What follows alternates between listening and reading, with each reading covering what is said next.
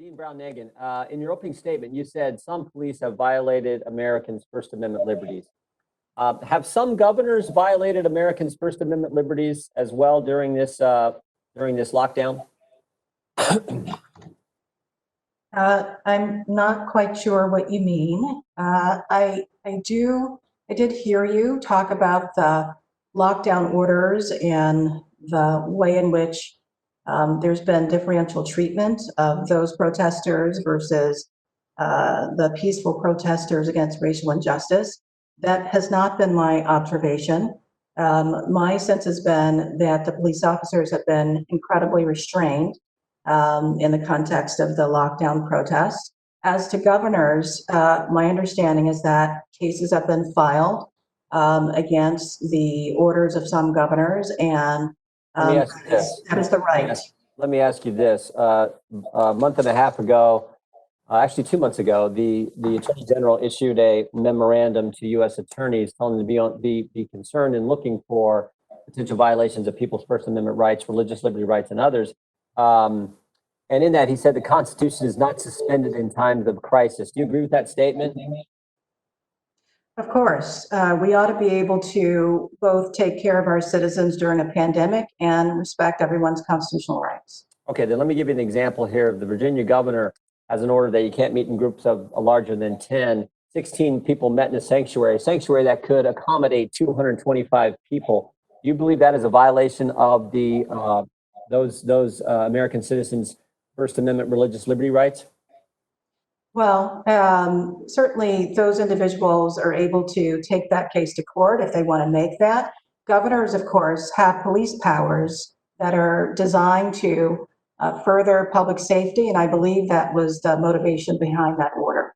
Yeah. What about the double standard? What about this same governor, Governor Northam, who is doing a press briefing in a much smaller room where there are 21 people in the room? Is there some kind of concern you would have there when you have a governor saying you can't assemble and exercise your religious liberty rights, even though it's 16 people in a sanctuary that accommodates 225 people, and yet he can do a press conference in a much smaller room where there are 21 people?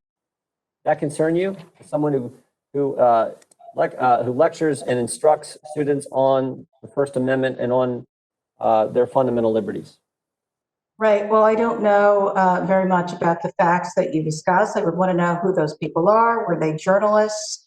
Were they officers of the law? Were they following the mandate? That raises an interesting situation, because I know in Louisville, Kentucky, the governor had done the same thing. You couldn't have church services, even drive-in church services.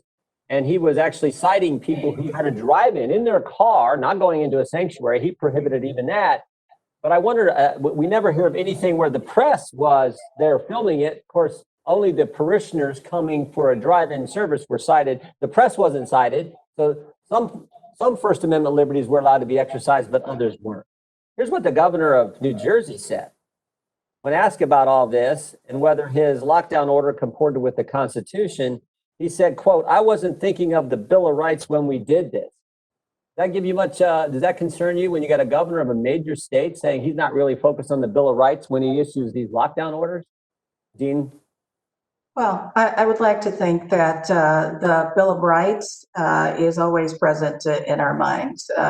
And as I said, people are entitled to challenge those orders if they would like, and I think they are. They're challenging Mayor Garcetti on his Second Amendment, his prohibition on gun stores being open. They're challenging Governor Newsom on his lockdown on not being able to go to church. They're definitely doing that. Americans certainly understand. Are you concerned about the double standard? The idea that a mayor can walk out without a mask, since Mr. Raskin is so concerned about that, without a mask, a mayor in Los Angeles can walk out while the protesters are chanting defund the police, kneel down without a mask around all kinds of people, but at the same time he puts sand at the skate park so kids can't skate outside in the skate park. You concerned about the double standard that you see out there? Well, I'm not sure that I've seen the same double standard that you are articulating. As I said, I have noticed at the protests, as others have, that many people are wearing masks, and so they're trying to reconcile Governor Northam takes a selfie at a protest when he won't let 16 people go to church in a sanctuary that holds 225 people. And I'm asking if the double standard is helpful to First Amendment liberties and protecting them or harmful. Well, I believe the governor apologized for not wearing a mask. So he can apologize, but he still kept a standard on everyone else. So this is what drives so many Americans crazy is the double standard they see out there. We will make America great again.